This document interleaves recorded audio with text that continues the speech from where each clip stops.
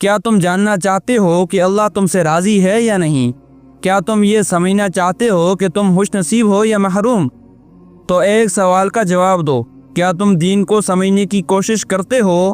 اگر ہاں تو سن لو، حضور نبی اکرم صلی اللہ علیہ وآلہ وسلم نے فرمایا، اللہ جس کے ساتھ بھلائی کا ارادہ فرماتا ہے اسے دین کی سمجھ عطا کرتا ہے، یعنی جسے دین کی سمجھ نصیب ہوگی وہ دنیا کا نہیں اللہ کا چنا ہوا ہے۔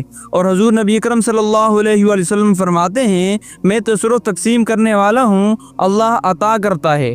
ہم کہتے ہیں یار علم دین مشکل ہے، وقت نہیں ہے، بورنگ ہے۔ نہیں، یہ مسئلہ دین کا نہیں، تمہارے دل کا ہے۔ اگر تمہیں دین سمجھنے کی توفیق نہیں مل رہی تو کام جاؤ، شاید اللہ نے تم سے خیر کا ارادہ نہیں کیا، یا شاید تم نے خود اپنے آپ کو خیر سے روک لیا۔ تم نے دن رات دنیا کے کورسز کیے، ڈگری، کوڈنگ، گرافکس، مارکیٹنگ، مگر ایک بار بھی قرآن کو ترجمے سے پڑھا، کبھی حدیث کا مطالعہ کیا، کبھی دین کی کسی کلاس میں بیٹھے نہیں۔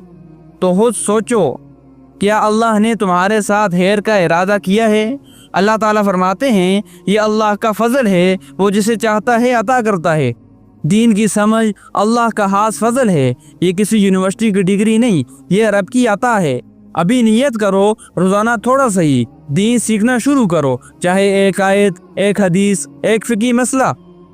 اپنے نفس سے کہو، میں اللہ کا خیر چاہتا ہوں تو میں دین کا طالب بنوں گا، کیونکہ اگر اللہ نے خیر لکھ دی تو تمہیں دنیا کا کوئی دکھ ہلا نہیں سکتا، نہ کوئی قبر کا خوف۔ علم دین نجات کی کنجی ہے، دین کی سمجھ اللہ کی رضا کا نشان ہے۔